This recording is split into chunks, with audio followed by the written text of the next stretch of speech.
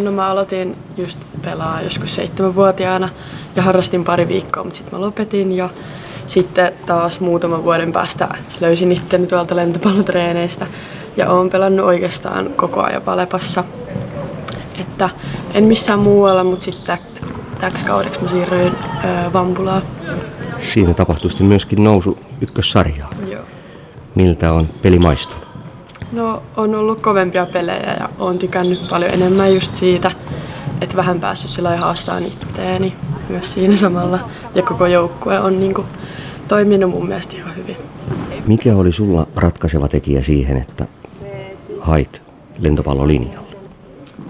No mä olin kuullut paljon hyvää just linjasta ja sitten kun lukio oli lähellä ja Veksve on tosi lähellä ja vähän tiesi tätä porukkaa, ketä täällä on, niin mulla oli tosi selkeä vaihtoehto, että mä haluan tänne. Täällä on tosi monipuolisia treenejä, että joka osa-aluetta tarvii harjoitella ja etenkin just esim. Puolustusta. Niin oon tykännyt, että sitä on ollut täällä tosi paljon pelipaikasta riippumatta. Täällä on tosi hyvät olosuhteet. Just toi opiskelun kannalta toi linja on todella hyvä siinä sen opiskelun ja lentopallon yhdistämisen suhteen.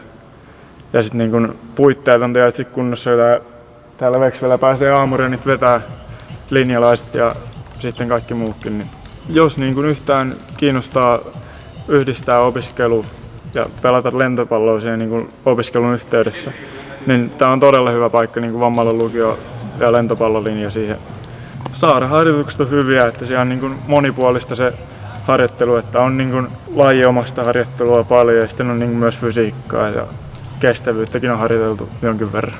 Siinä pystyy totuttelemaan siihen, millaista se urheilijaelämä on, että aamutreenejä sieltä tuli, mitä mulla ei nyt ollut ennen linjaa ollut yhtään aamutreenejä, niin sitten pääsin siihen vähän makuun siihen aamutreenihommaan ja sitten sai semmoista enemmän henkilökohtaistakin harjoitusta sieltä teknisiä ja fyysisiä harjoitteita.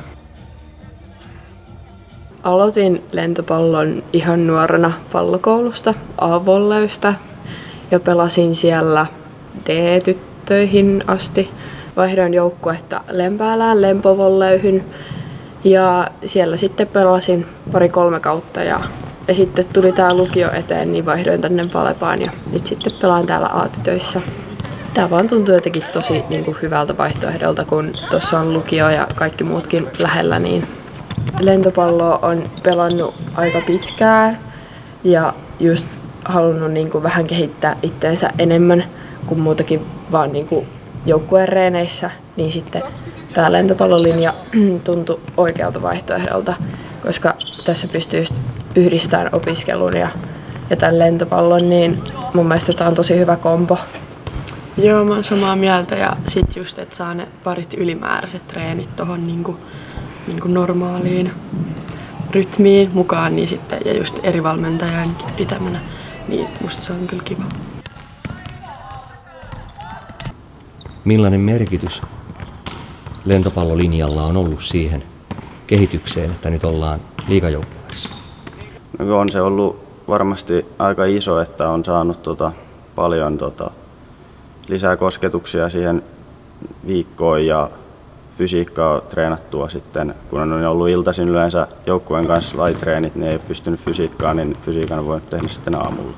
Aamuisin kun treenataan ja on ehkä vähän eri pelaajakin kuin mitä omassa joukkueessa, vaikka omassa junnujoukkueessa, niin saa paljon yksilöllistä valmennusta ja omaan pelipaikkaan paljon kosketuksia, mikä sitten kehittää.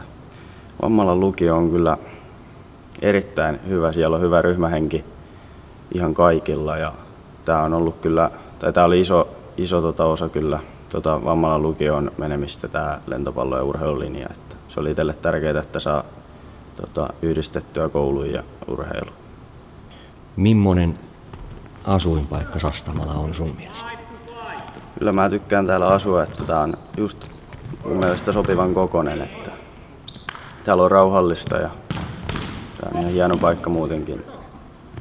On järveä ympärillä ja